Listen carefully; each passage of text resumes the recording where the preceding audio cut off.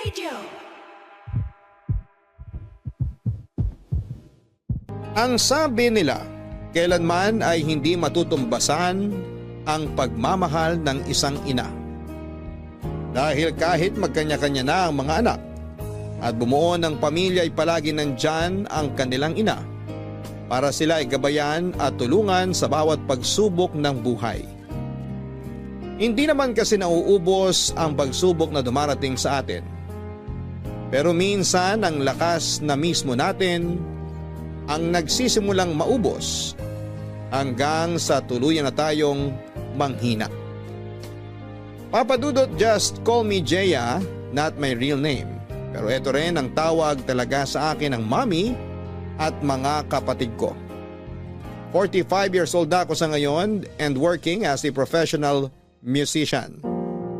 Dati akong miyembro ng isang kilalang banda pero ngayon ay nakafocus na ako sa paggawa ng mga kanta para sa iba't ibang singer.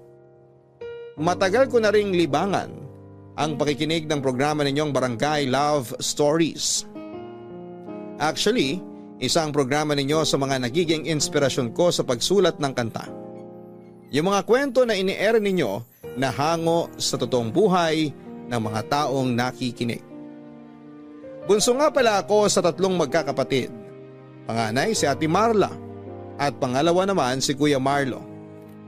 Maaga kaming naulila sa daddy namin at tanging si mami na lamang ang nagtatrabaho para sa amin noon.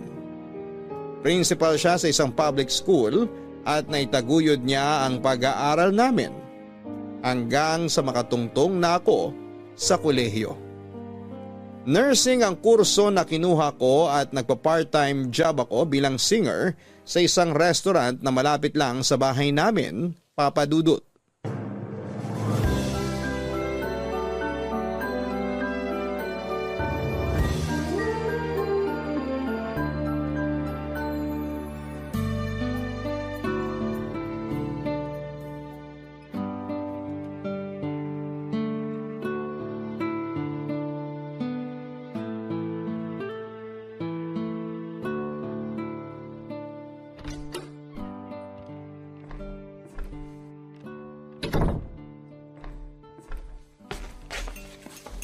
Hi, Mommy! Sorry, medyo late ako nakauwi. Pakis nga po.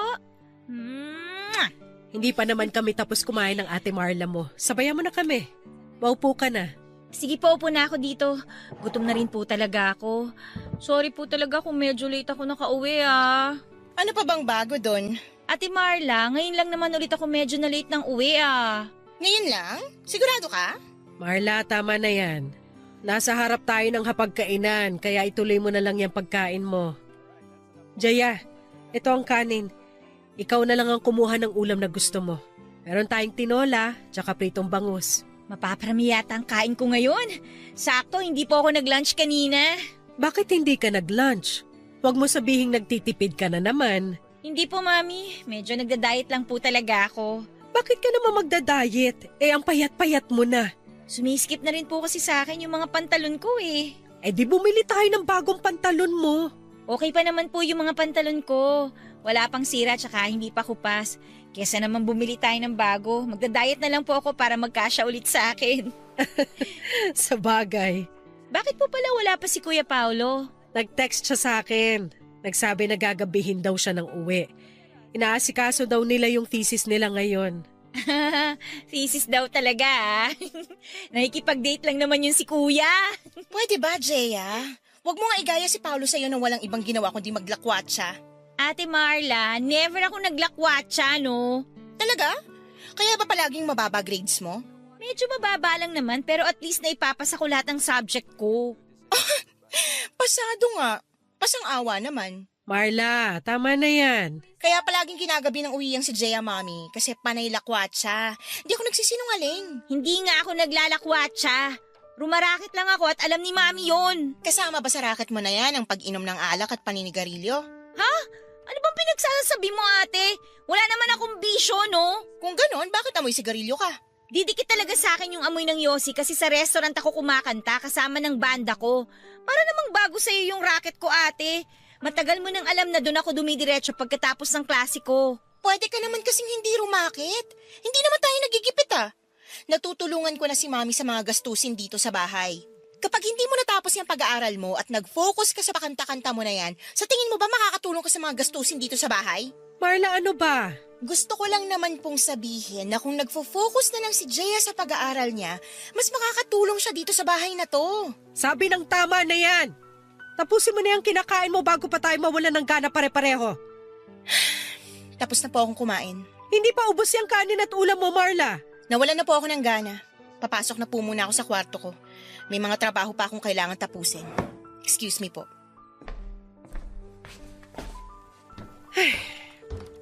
Pagpasensyahan mo na lang muna ang ate mo. Pagod lang yun sa trabaho. Kahit naman po hindi siya pagod sa trabaho, alam ko naman na disappointed siya sa akin. Hindi disappointed sa iyong ate mo. Nagkataon lang na magkaiba kayo ng hilig sa buhay. Ganun naman talaga yun, di ba? Hindi tayo pare-pareho ng hilig kaya may mga bagay tayong hindi pinagkakasunduan. Basta, palagi akong proud sa lahat ng ginagawa mo. Maniwala ka.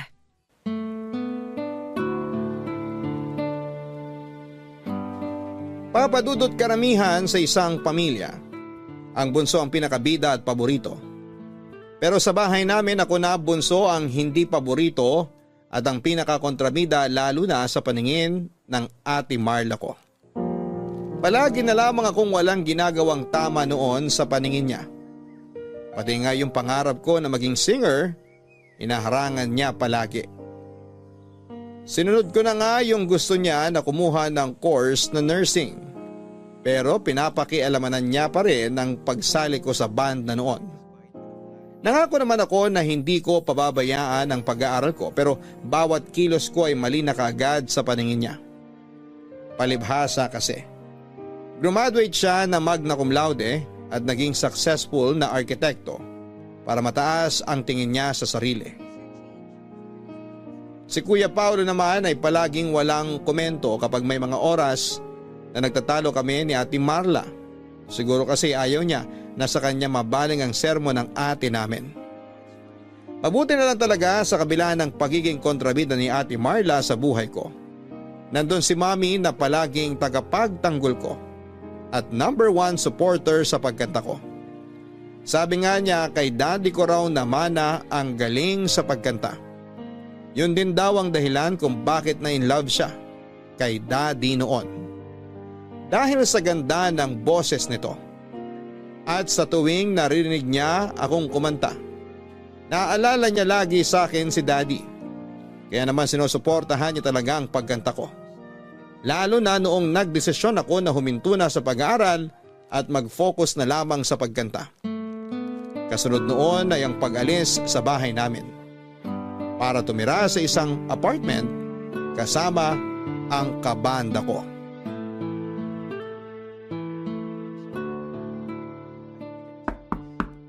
Sandali lang! Oh, Mami! Good morning, anak. Good morning, Mami. Pasok po kayo. Salamat. Ang aga niyo naman po yatang napadaan dito sa apartment namin. Wala kasi akong ibang lakad ngayon, tsaka namimiss na kita. Ito nga at may dala kong almusal para sa'yo. Ito ilalapag ko na sa lamesa, ha? Alam kong namimiss mo na tong special sinangag ko at homemade tocino. Wow! Sobrang namiss ko yan, Mami. Sakto po kasi hindi pa rin talaga ako nag-aalmusal. Sabay na po tayong kumain, Mami. Upo kayo. Sige, anak. Pasensya na, Mami, ha. Medyo makalat kasi hindi pa po ako nakakapaglinis ng apartment. Kaalis lang din po kasi nung kabanda ko para umuwi sa bahay nila eh. Hindi naman masyadong makalat dito kung tutuusin. Pero medyo tanghali na. Bakit hindi ka pa nakapag-almusal? Katatapos ko lang din po kasi maglaba. Ikaw ba naglalaban ng lahat ng mga damit mo? Opo, ang dami ko nga pong nilaban ngayon kaya napagod talaga ako. Ay teka, ihain ko lang po itong dala ninyo. Bakit hindi ka nalang magpa-laundry para hindi ka na napapagod ng ganyan? Hindi naman po ako napapagod masyado, tsaka para makatipid rin po sa mga gastusin dito sa apartment. Ito ang plato niyo, Mami. Salamat, anak. Binuksan ko na rin itong mga lalagyan ng sinangag at tocino na dala ko. Namiss ko talaga tong luto niyo, Mami. Dadamihan ko yung kain ko, ha. Pagsasabayin ko na rin yung almusal at tanghalian para 2-in-1 na. Kailangan mo talagang kumain ng marami kasi ang laki ng pinayat mo mula nung lumipat ka rito. Talaga po ba? Pumayat na ako? Oo! Masyado mo na yatang napapabayaan ang sarili mo eh. Hindi naman po. Medyo stress lang din po kasi sunod-sunod yung gig namin eh. Mukhang hindi ka na nakakapagpahinga ng maayos, Jeya.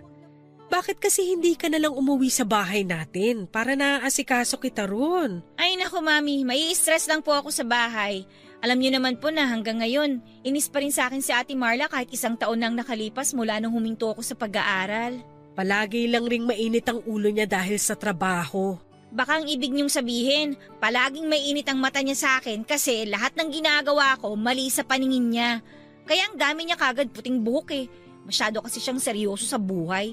Yayain niyo nga po mag-zumba para mag-enjoy naman siya kahit papaano. Huwag kang mag-alala. Gagawin ko yung suggestion mo. Yayayain ko siya sa susunod na linggo para naman makapag-exercise din siya. At para po hindi na madagdagan ng wrinkles niya sa muka, mas matanda na nga po siyang tingnan sa inyo, Mami. Uy, grabe ka na sa ate mo. Di, nagsasabi lang naman po ako ng totoo. Ay, Mami, alam niyo ba, may isang talent manager na kumausap sa amin nung isang araw. Balak niya raw pong ilakad kami sa isang sikat na recording company. Talaga? Naku, nakakatuwa naman yan. Sobra po talaga, Mami. Kapag nagtuloy-tuloy po to, magkakaroon kami na mas maraming racket, sponsor, tsaka mga out-of-town gig. At sisikat ka na, Jeya! Makikilala ka na ng mga tao sa iba't ibang parte ng Pilipinas. Malayo pa po yan, Mami. Ramdam ko na malapit nang mangyari yun. Pero ngayon pa lang, uulit-ulitin ko na sa'yo na sobrang proud ako sa'yo, anak. Salamat po.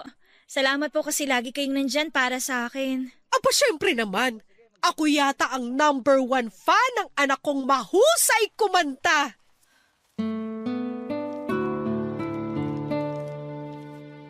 Papadudot na sa 3rd year college na ako nang magdesisyon akong huminto sa pag-aaral. Galit na galit si Ate Marla na parabang siya na ang nagpapaaral sa akin.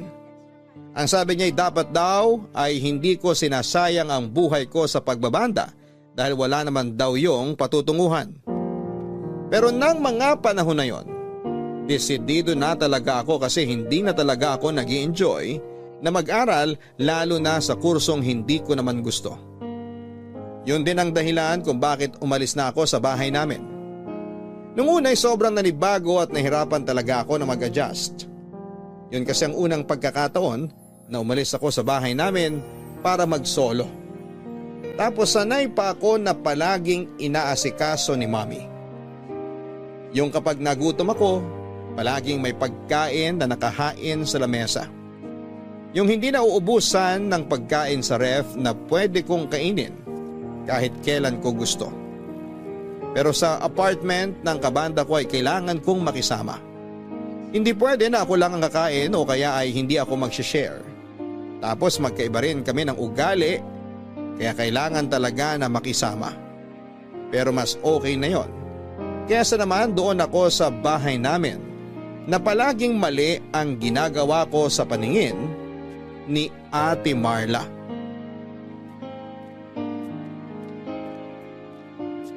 Papadudot nang pumirma kami ng kontrata sa isang recording company, nagsimulang dumami ang racket namin ng banda ko.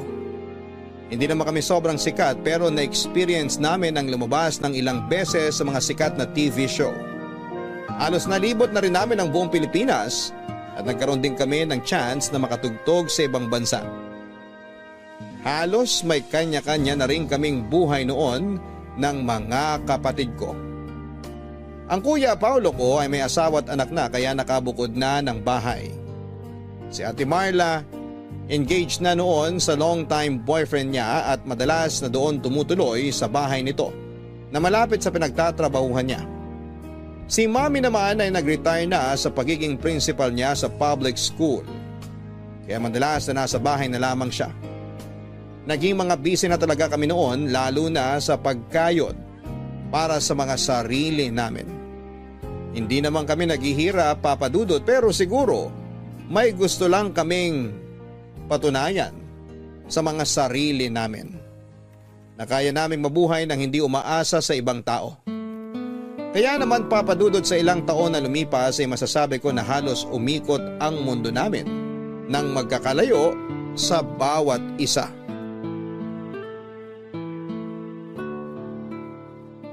Mami, ang sarap nitong kare-kare nyo ah.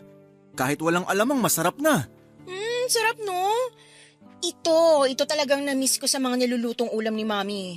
Pero wala pa rin tatalo sa dinakdakan niya na sobrang paborito ko. Ate, lahat naman yata ng luto ni Mami paborito mo eh. Lahat naman kasi ng niluluto niya masarap.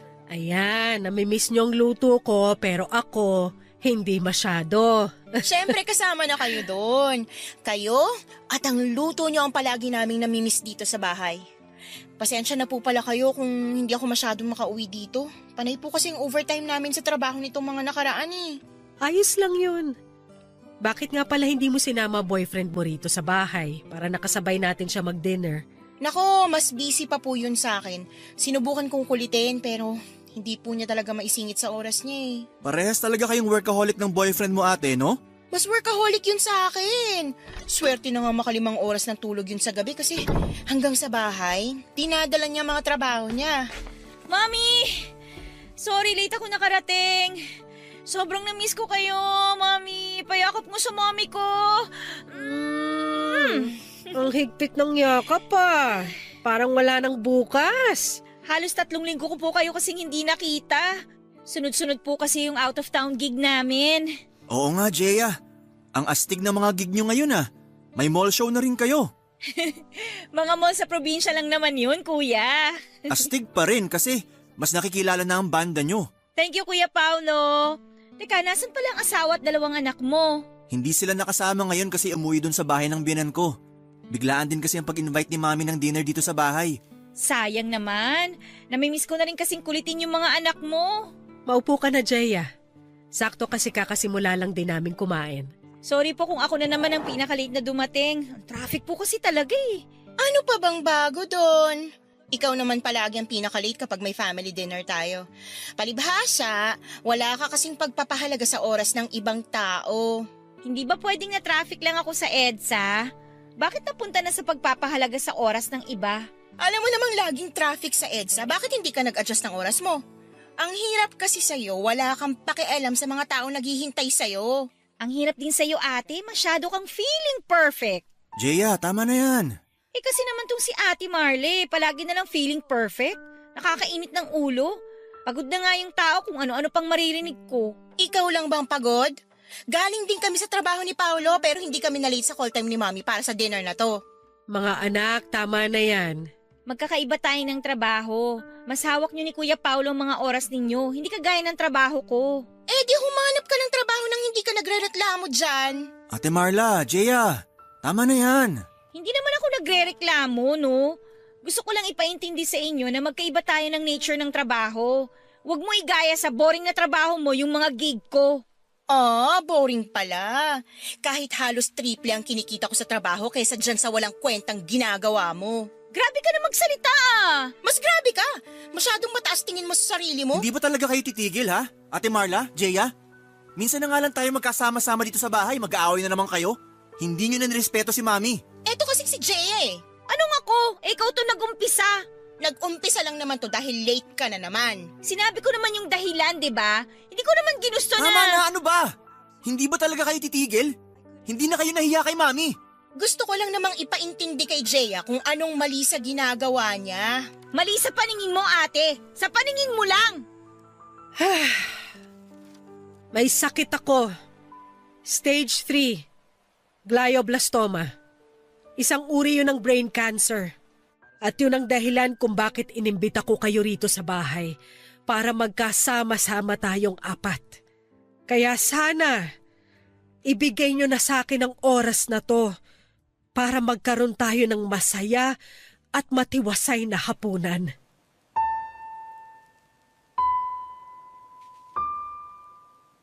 Papadudot sabay-sabay kaming natahimik na 3 sa biglang sinabi ni Mami. Kaagad na nanikip ang dibdib ko nang marinig ko ang sinabi niya tungkol sa sakit niya. Hindi ako makapaniwala lalo na noong mahinahon niya pa yung sinabi sa amin. Una, ang rehistro sa utak ko ay nagbibiro lamang si Mami. Gusto ko talagang isipin na biro lang ang lahat.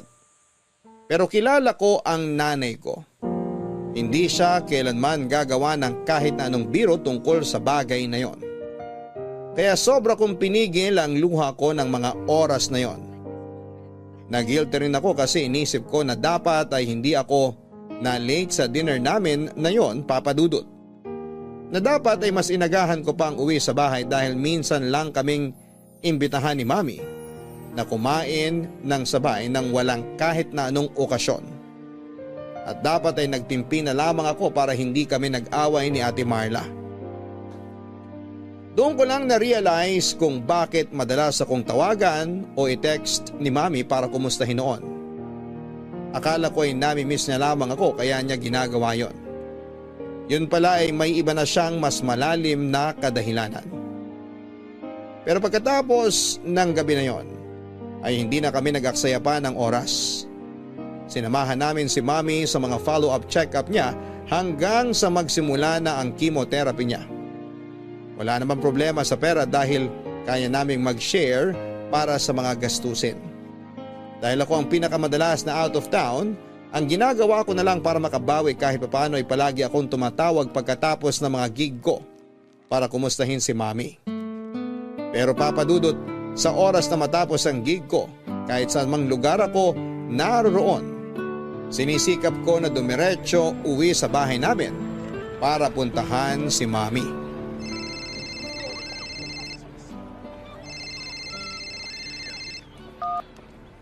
Hello, kuya. Jaya, tumatawag ka ba kanina? Nakita ko kasi na may missed call ka sa phone ko. Oo, kuya. Tumawag ako kasi pauwi ako ng bahay. Itatanong ko sana kanina kung anong gusto ni Mami na merienda. Pero nung hindi ka sumasagot, bumili na lang ako ng ginataang bilo-bilo. Sakto. Favorite ni Mami yan.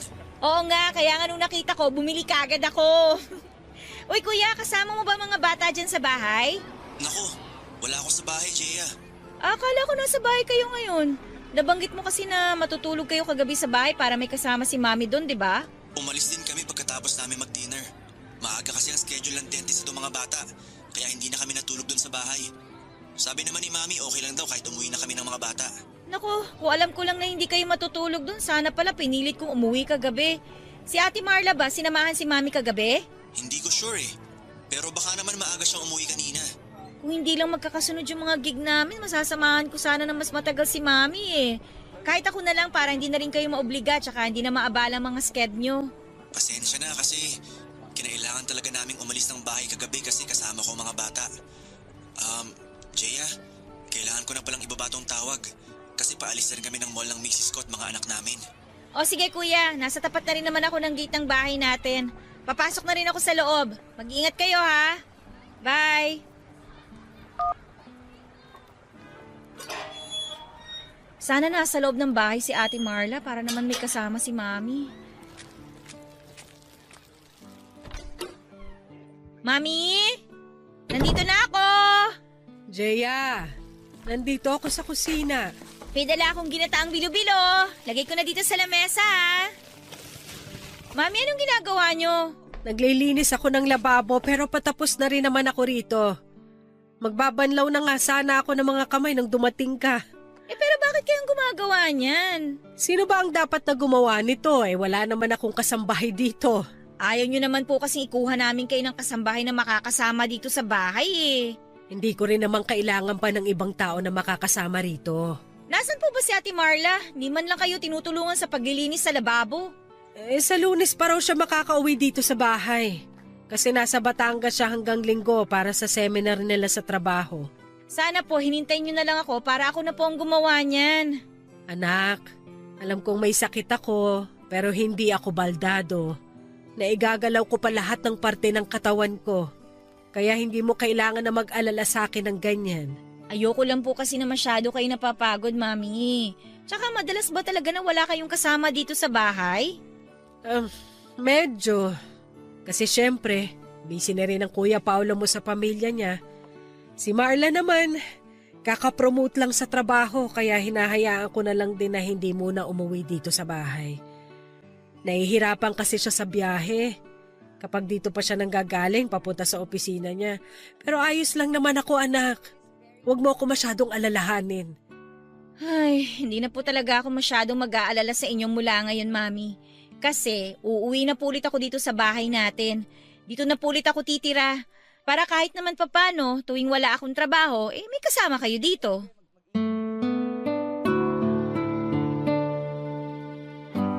Papadudot nang magsimula ang chemotherapy ni Mami ay mas dumadami naman ang racket namin ng banda ko. Nagkaroon pa kami ng mas maraming out of town na mga gig at mas lumaki ang bayad sa amin. Hindi ko naman pwedeng basta na lamang bitawan ang mga gig na yon dahil matagal na yung nakaschedule at kailangan ko rin ng perang pandagdag sa mga panggastos para kay Mami. Pero sinisigurado ko na palagi akong tumatawag kay Mami, Papadudot. Hindi ko inaasahang madalas pala na walang kasama si Mami sa bahay na labis kong pinag-alala. Sa ganong kalagayan niya, hindi pwedeng palagi siyang mag-isa lalo na't may mga oras na bigla siyang nahihilo. Mabuti na lang talaga at wala na kaming masyadong gig sa malalayong lugar noon. Papadudot yon ang nagtulak sa akin na bumalik sa bahay namin at doon na ulit tumira para masamahan si Mami. Naisip ko na oras na para maibalik ko lahat ng mga pag-aalaga na ginawa niya noon sa akin. Oras na para bumawi ako kay Mami. Papadudot, alam ng manager ng banda namin ang naging sitwasyon ko sa bahay. Kaya naman naintindihan niya ang request ko na huwag tumanggap ng gig sa malalayong lugar. Hanggat pwede ay wala munang out of town para makauwi agad ako sa bahay namin. Pinagbigyan naman ako ng manager namin at sinabi niya na siya na ang bahala. Pero syempre dahil kahit papaano ay naging umugong ang pangalan ng banda namin, noong mga panahon na yon ay may mga oras na 2 o 3 magkakaibang lugar ang pinupuntahan namin. Madalas madaling araw o malalim na ang gabi ang uwi ko sa bahay, Papadudot. Sinasabihan na nga rin ako ng mga kabanda ko na sumama na lamang sa hotel kung saan sila nag-check-in para magpalipas ng gabi o magpahinga. Pero palagi kong pinipili na umuwi sa bahay namin. Lalo na kapag alam ko na may check-up o therapy si Mami dahil gusto ko na ako ang kasama niya. Gusto ko na palagi kaming magkasama at gusto ko na makita niyang ginagawa ko ang lahat para magkaroon siya ng dahilan na labanan ang sakit niya. Tulog na ba ang mga bata? Opo, nandun na po sila sa kwarto ko kasama ang mama nila. Mukhang napagod ang asawa mo sa pagluluto kanina. Nako, hindi po. Sanay naman po yun na magluto. In fairness, ang sarap ng embutido na ginawa ng asawa mo. Special recipe niya talaga yon. At kapag may handaan sa bahay nila, yung embutido na gawa niyang kauna-unahang nauubos. Mukhang kailangan ko na magpaturo sa kanya kung paano gumawa ng embutido. Kakaiba talaga yung lasa na gawa niya. Ang sarap! Nagustuhan ko rin talaga yung embutido. Sayang hindi niya naririnig yung sinasabi niyo. Pero makakarating po yan sa kanya bukas. At sigurado ako na matutuwa siya sa mga sinabi niyo. Kasi gustong-gusto niya talaga na pinupuri ang mga niluluto niyang pagkain. Masarap naman kasi talaga magluto ang asawa mo. Pero syempre, doon pa rin ako sa luto ni Mami na kahit kailan hindi ko pagsasawa ang kainin. Pero wala naman akong kahit na anong niluto kanina. Ayos lang po yun kahit wala. Ang importante, nag-enjoy kayo sa mga hinanda kanina. O siya, maiwan ko na muna kayo rito sa sala. Mauuna na ako magpahinga sa inyo. Iatid ko na po kayo sa kwarto niyo, Mami. Hindi na. Kaya ko namang maglakad. Pakisabi na lang kay Marla na hindi ko na nahintay yung tsaa. Inaantok na rin kasi ako. Good night. Good night po. Buti na lang talaga, Kuya Paolo. Magaling din magluto ang asawa mo, no? Sinabi mo pa. Pasensya na kung wala akong naambag sa pagluto ng dinner, ha? Uy, meron naman. Yung paghihiwa mo ng mga bawang at sibuyas. O nga pala, ako nga pala naghiwa ng mga gulay. Oh, nasan si Mami? Pumasok na sa kwarto niya, inaantok na daw eh. Ah, ganun ba? Oh, ilalapag ko na dito sa lamesa tong tray ah. Dahan-dahan lang sa pagkuha ng tasa, mainit yung tsaa. Salamat, ate. Nakausap ko nga pala yung doktor ni Mami nung sinamahan ko siya sa therapy niya. O anong sabi, ate? hindi na raw maganda yung lagay ni Mami. Akala ko ba okay yung response ng katawan niya sa mga gamot at therapy na ginagawa sa kanya? Tsaka ang sigla-sigla ni Mami ah. Buong araw nga niyang kakulitan yung mga anak ni Kuya Paulo eh. Oo nga, pero... Pero? Pero ano ate? Ano... Ano? Ba't hindi mo matuloy ang gusto mong sabihin, Ate Marla? Kasi hindi madali para sa akin sabihin na... binigyan na ng taning ng doktor ang buhay ni Mami. Ang sabi ng doktor, kalahating taon na lang daw natin siya makakasama at kahit matapos pa raw ni Mami ang therapy, hindi na raw mawawala ang cancer sa katawan niya kasi Teka, kumalat... Kalahating taon? Sigurado ba siya? Oo, kaya mas mabuti pa raw kung ititigil na lang natin yung gamutan kung gusto nating ma-enjoy pa niya ang natitirang mga oras niya. Eh paano naman nakasiguro yung doktor sa taning niya? Paano niya nalaman yun? Diyos ba siya? Tsaka bakit gusto ni Doc na itigil na natin yung therapy ni Mami? Ang labo naman niya! Kasi nga ganon din naman. Hindi na rin maliligtas ng mga gamot si Mami. Ang punto lang ni Doc, para hindi na mahirapan si Mami sa mga therapy niya. Mas makaramdam siya ng ginhawa. Wow, ate! So naniniwala ka talaga sa sinabi ng doktor na yon? Hindi naman sa ganon. Kaya lang, ayoko na rin sanang mahirapan si Mami. Kaya... Hindi natin ititigil ang therapy ni Mami. Pati na mga gamot niya. Ilalaban natin si Mami. Ilalaban natin yung buhay niya.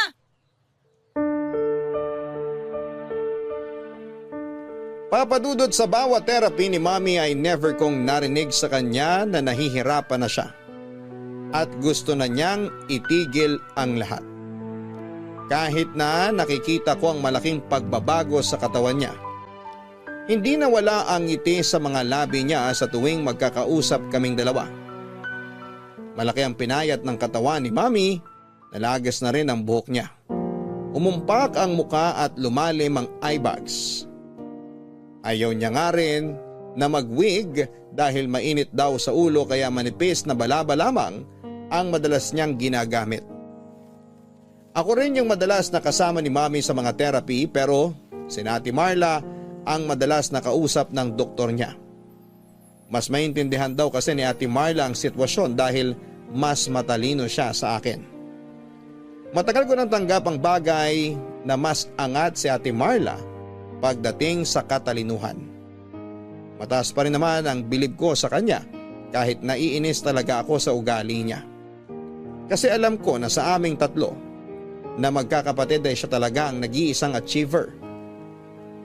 Pero hindi ko maintindihan kung bakit gano'n na lamang kadali para sa kanya ang isuko ang laban para kay Mami. Para bang nawala lahat ng katalinuhan na meron ng ate ko. Hindi ko talaga inaasahan na sa kanya ko pa unang maririnig na hindi na namin dapat ilaban pa si Mami.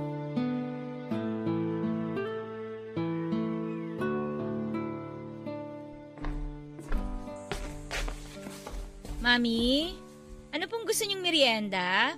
Hindi pa naman ako nagugutom, anak. Sigurado po kayo?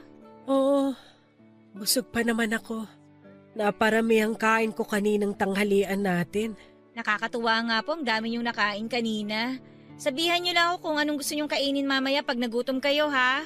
Sige, sabihan kita agad. Ano po palang ginagawa niyo? Halika, Jeya. Tabihan mo ako dito sa sofa. Samahan mo ako na tignan ng mga to. Ano po ba yan, Mami?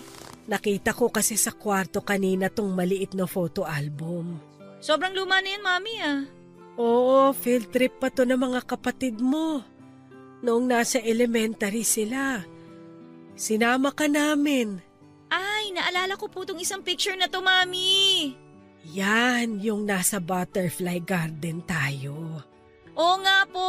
Tapos, palagi akong sinusundan ng mga paru-paro. Kayong dalawa ng Kuya Paulo mo ang palaging sinusundan ng mga paru-paro nung nandun tayo. Nung una nga po natatakot ako pero nung matitigan ko yung paru-paro, ang gaganda po pala talaga nila. Lalo na yung mga kulay, ang titingkad. Tignan mo tong picture na to, oh. Kuhang-kuha ang pagkamangha nyo sa mga paru-parong nakadapo sa mga kamay nyo ni Paulo. Tuwang-tuwa ako na kunan kayo ng mga picture noon. May picture din po tayo ditong 4 na magkakasama. Ang ganda po ng mga ngiti natin dyan, oh. Mukha tayong masaya lahat sa picture na yan. Kahit 6 na buwan pa lang ang nakakalipas mula nang mawala ang daddy mo. Oo nga po, Mami. Kaya wala na rin po ako masyadong maalala tungkol sa kanya.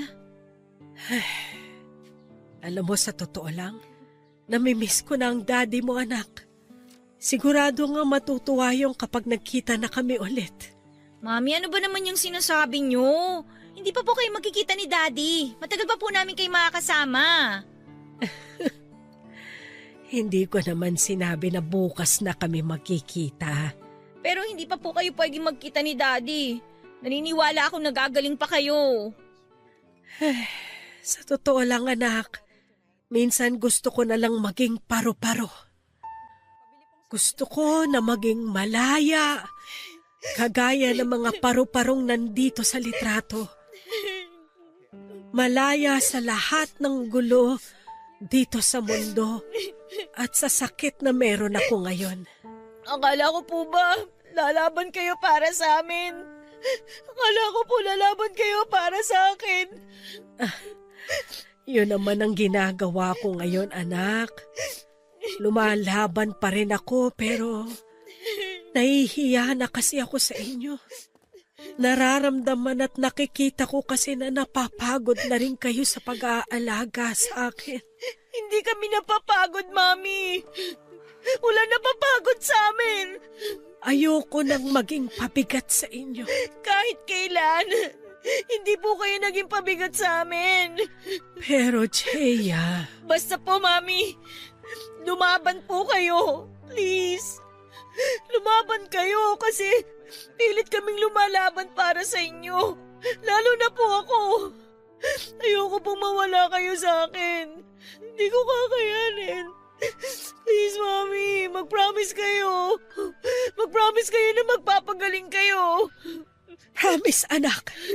Lalaban ako hanggat kaya ko.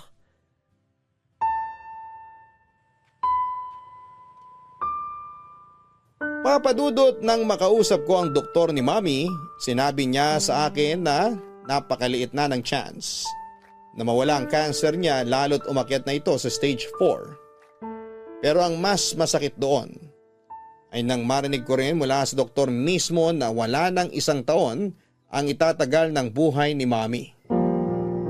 Gusto kong magalit sa kanya ng mga panahon na yon dahil isip-isip ko ay wala siyang karapatan. Nabigyan ng taning ang buhay ng nanay ko. Hindi siya Diyos para malaman kung hanggang kailan na lamang mabubuhay ang isang tao. Isa pa'y malakas ang loob ni Mami na nakikita ko sa kanya na gusto niya pa ring lumaban para makasama kami ng mga anak niya. Gusto niya na makita ako na inaabot ang pangarap ko. Nang magkakwentuhan nga kami ni Mami tungkol sa mga litrato sa photo album na hawak niya, bumalik sa alaala ko ang lahat ng pag-aalaga na ginagawa niya sa akin noon. Ang pinakapaborito ko sa lahat ay nang ipasyal niya kaming magkakapatid noong mga bata pa kami sa isang butterfly garden. Kalahating taon pa lang noon ang nakakalipas mula nang mamatay si Daddy at may lungkot pa rin sa puso ko ng mga oras na yon. Pero sinabi ni Mami na naging paru-paro na raw si Daddy, na malaya sa lahat ng sakit na meron siya noon. Sinabi niya na nasa masayang lugar na raw si Daddy at lumilipad na parang isang paru-paro. Pero papadudot, ng mga oras na kausap ko si Mami habang hawak niya ang photo album, alaala ng masayang kabataan ko. Nangako ako sa sarili ko na hindi ko siya bibitawan hanggat kaya ko.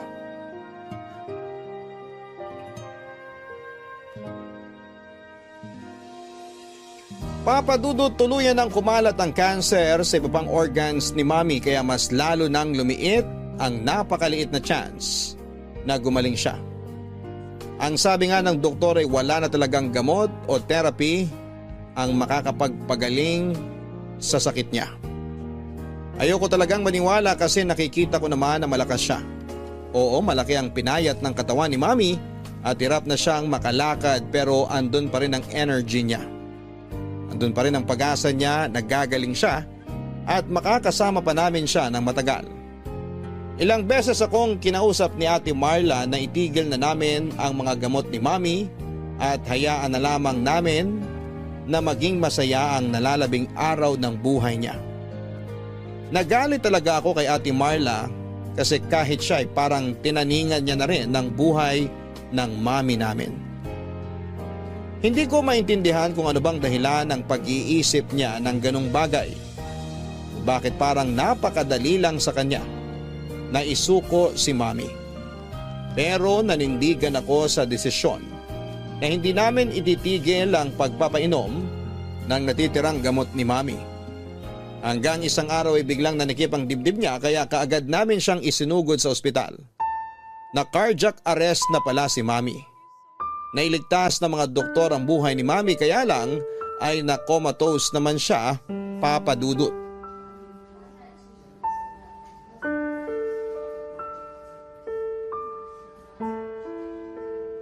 Tagal namang mag-usap ni Ate Marla tsaka ng doktor ni Mami. Kanina pa tayo dito sa labas ng ICU Kumalma ka lang, Jeya. Paano ako kakalma kung alam nating comatose na si Mami? Pero hindi rin naman makakatulong kahit magwala pa tayo dito. Alam mo yan, Jeya. Kaya wala tayong ibang magagawa kundi piliting ikalma ang mga sarili natin. Natatakot kasi ako, Kuya Paolo Natatakot ako na baka mawala na sa atin si Mami. Hindi ko pa kaya. Ayoko pa. Hindi mangyayari yan, Jeya. Sabi ni Mami nung last dinner na magkakasama tayo, lalaban siya para sa atin ang mga apo niya. Kaya alam ko na lalaban pa rin siya hanggat kaya niya. At kailangan na matatag tayo sa oras na magising siya. Kailangan na matatag ka, Jeya. Oo, Kuya. Magiging matatag ako para kay Mami. Lumabas na si Ate Marla at ang doktor. Palapit na rin si Ate Marla dito sa atin. Salubungin na natin siya. Sige, Kuya. Ate Marla, anong sabi ng doktor? Ang sabi ng doktor, kumalat na talaga ang cancer sa utak ni Mami. Pero magigising pa naman siya, di ba? Ate, ano? Bakit hindi ka magsalita? Magigising pa naman si Mami, di ba? Makakausap pa natin siya. Makakasama pa rin natin siya, di ba? Makina na lang ang dahilan kung bakit humihinga pa si Mami ngayon at kapag nagdesisyon tayo na itigil na... Anong ititigil? Anong desisyon? Wala tayong dapat na itigil, Ate Marla! Tsaka bakit ba ayaw mo sagutin yung mga tanong ko? Kasi alam ko namang alam mo na kung anong mga sagot sa tanong mo, Jeya. Sobrang liit na lang ng chance na magising si Mami. Pero may chance pa rin! May chance pa rin na magising pa rin si Mami! At hindi ko bibitawan ang chance na yon!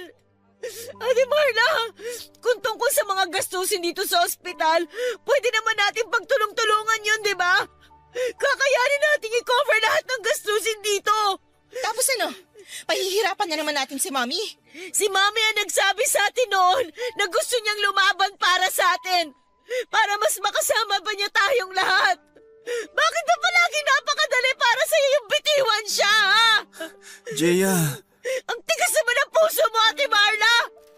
Parang hindi ka anak ni Mami para maisip mo na bitawan na lang siya basta-basta! Hindi rin madali sa akin ang lahat, Jeya. Palibasa ikaw, wala ka ng ibang inisip kundi ang sarili mo. Hindi mo ba nakikita kung gaano nahihirapan si Mami para lang lumaban ng dahil sa pangako niya sa atin? Jeya, ang payat-payat na ni Mami. Bago siya makumatos, nahihirapan na siya sa bawat pagkilos at paghinga niya. Pero tinitiis niya lahat dahil lahat kayo pinipilit na ipagpatuloy ang gamutan niya. Ate Marla. Kung ang tingin niyo sa akin matigas ang puso ko na wala akong kwentang anak at utang na loob, ayos lang. Kasi ang gusto ko lang naman, ma-enjoy pa sana ni Mami ang natitirang oras niya sa mundong to nang hindi siya masyadong nahihirapan. Pero wala sa inyong nakaisip nun dahil ang selfish niyong lahat.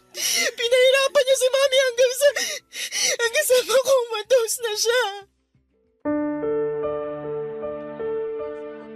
Papadudot, aaminin ko na nakakaramdam na rin ako ng pagod ng panahon na yon. Kasi pagkatapos ng mga gig namin ng banda ko, pinipilit ko talaga na umuwi ng bahay namin para makasama si Mami. Nakamotor din ako palagi para hindi ako masyadong mahirapan sa traffic pero mas pagod din ako sa pagdadrive noon. Maswerte na rin na magkaroon ako ng tulog o pahinga na mahigit sa 2 oras dahil kulang na lang ay hindi mawala si Mami sa paningin ko. Ang mga ngiti niya rin nasasalubong sa akin sa bahay ang nag-iisang dahilan kung bakit at paanong nababawasan ang pagod na nararamdaman ko. Hindi dahilan ng pagod na yon para bitawan ko siya, Papa Dudut. Kasi sa totoo lang ay para sa akin ay nagsisimula pa lang talaga noon ang career ko. Nagsisimula pa lamang ako sa pagbuo ng pangalan ko at gusto ko na makita ni Mami na hindi ako isang failed daughter. Na may narating din ako at hindi patapon ang buhay ko. Gusto kong makita niya kung gaano ka-successful ang bunso niyang anak. Gusto ko pang bumawi noon kay Mami kaya hindi ko siya susukuan. Hindi ako bibitaw hanggat nararamdaman kong lumalaban pa rin siya, Papa Dudut.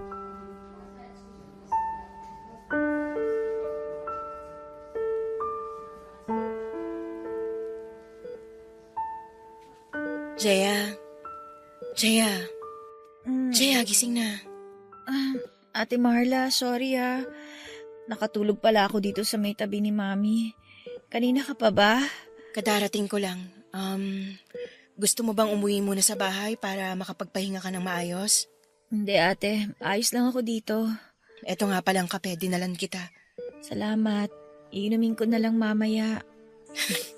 Parehas nga pala kayo ni Mami, pinapalamig muna ang kape bago inumin. Gusto kasi namin na diretso na kagad na maubos yung kape kaya hinihintay muna naming lumamig. Parehas naman kami ni Paolo na namana kay Daddy na kahit nakakapaso pa ang init ng kape, inuunti-unti agad naming inumin. Jaya, alam ko na hindi talaga tayo masyadong close pero mali ka sa iniisip mo na matigas ako. Na matigas ang puso ko. May isang beses kasi na nagkausap kami ni Mami.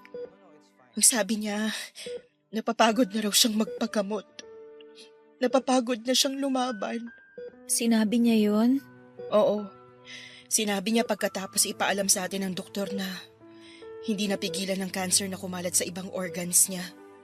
Tapos tinanong ko siya kung gusto ba niyang itigil ng therapy niya at ang mga gamot na iniinom niya. Anong sagot niya? Ang sabi niya, hindi raw. Kasi alam niyang ayaw niyo ni Paolo. Ayaw niyong itigil ang pagpapagamot niya. Sigurado raw kasi siya na gusto niyong lumaban pa siya kaya ganun daw ang gagawin niya kahit nahihirapan na siya. Nahihirapan din ako pero ayoko nang mas mahirapan pa si Mami. Kaya sinabi ko sa inyo noon na itigil na natin lahat ng ginagawa sa katawan niya para lang humaba pa ang buhay niya. Pero ang sabi ng doktor, pwede pa naman lumagising si Mami. Oo, napakaliit ng chance, pero pwede pa. Kasi hindi pa naman siya bumibitaw eh. Lumalaban pa rin siya hanggang sa mga oras na to.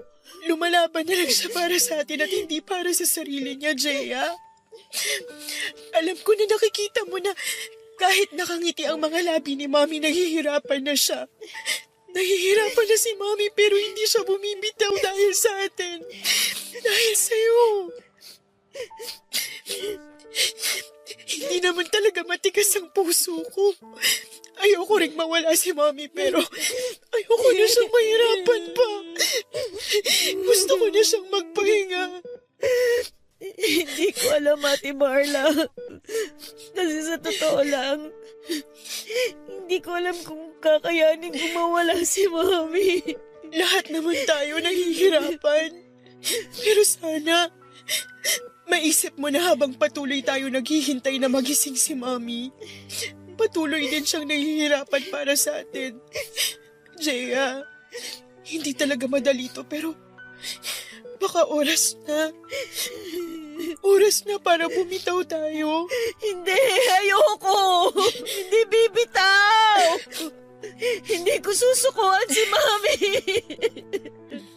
Kung pagod na kayo, sige. Umalis na kayo lahat. Basta ako, ilalaban ko si Mami hanggang sa huli. lalabas na muna ako para kausapin ng doktor ni Mami. Mami!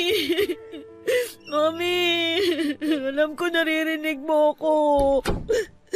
Alam ko na nararamdaman mo ang higpit ng pagkakahawak ko sa kamay mo. Mami! Sobrang miss na kita. Yung mga yakap mo, mga kwento mo, tsaka yung mga ngiti mo. Mami, gigising ka pa naman, di ba? Kasi babawi pa ako sa'yo eh. Makikita mo pa ako na kumakanta sa mas malaking stage. Makikita mo pa ako na inaabot yung mga pangarap ko. Eto pa lang ako. Nagsisimula pa lang tayo, kaya please, gumising ka na.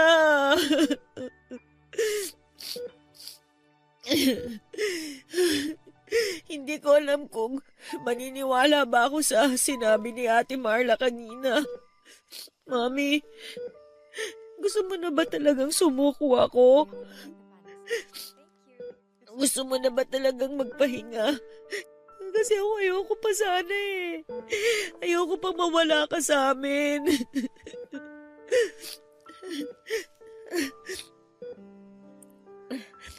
Paru-paro? Mami, tingnan mo.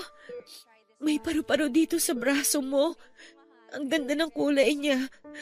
Sigurado ako matutuwa ka sa kanya kasi...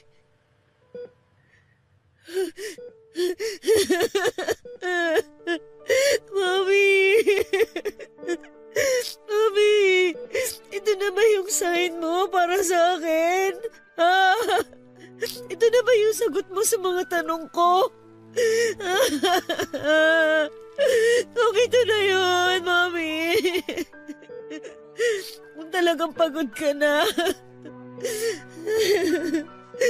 Sige. Sige po. Umapayag na po ako. Pwede na po. Pwede na, Mami. Sige po. Pwede ka na po magpahinga. Tatanggapin ko po. Tatanggapin ko po kahit na napakasakit siya nga. Sobrang hirap. Tatanggapin ko po, Mami.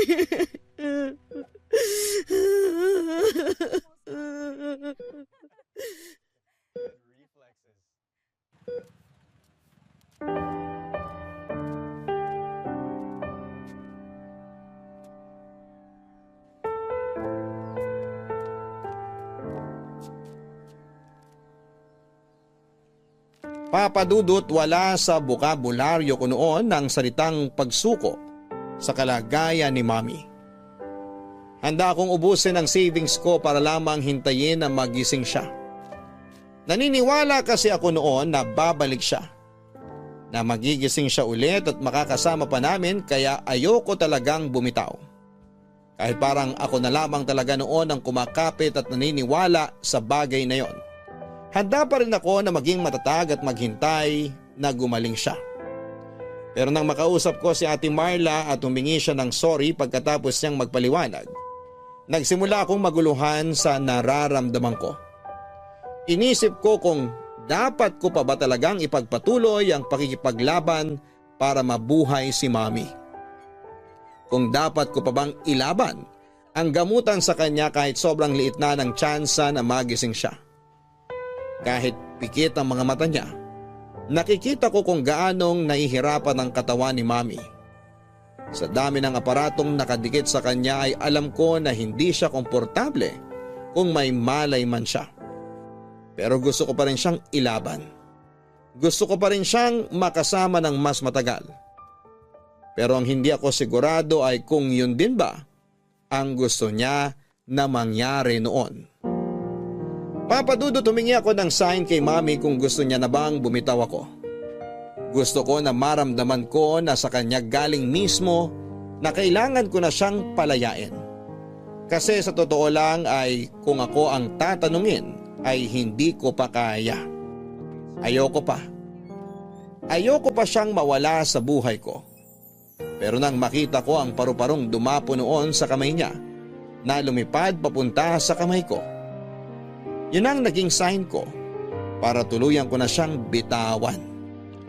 Alam ko na sign na yon dahil walang bukas na bintana sa ICU room na pwedeng maging daanan ng paru-paro. At kung paano siyang nakapasok doon ay hindi ko alam. Ang sigurado lamang ako ay sign yon ni Mami para bumitaw na ako sa mahigpit na pagkakakapit ko sa kanya. Papadudot isang araw ang lumipas ay muling na cardiac arrest si Mami. Pero sa pagkakataon na yon ay handa na ako sa susunod na mangyayari. Handa na ang puso ko na bitawan si Mami kahit sobrang hirap. At nang lumabas ang doktor mula sa ICU ay inaasahan ko na ang sasabihin niya na hindi na nila nailigtas pa ang buhay ni Mami kaya napayakap na lamang ako ng mahigpit kay Ate Marla. Hindi madali para sa akin ang tanggapin ang pagkawala ni Mami. Pero alam ko na pagkatapos niya kaming iwanan, magiging masaya at tahimik na siya. Kasi wala na siyang kahit na anong therapy na kailangan pagdaanan. Wala nang kirot o hirap pa sa mundong ito.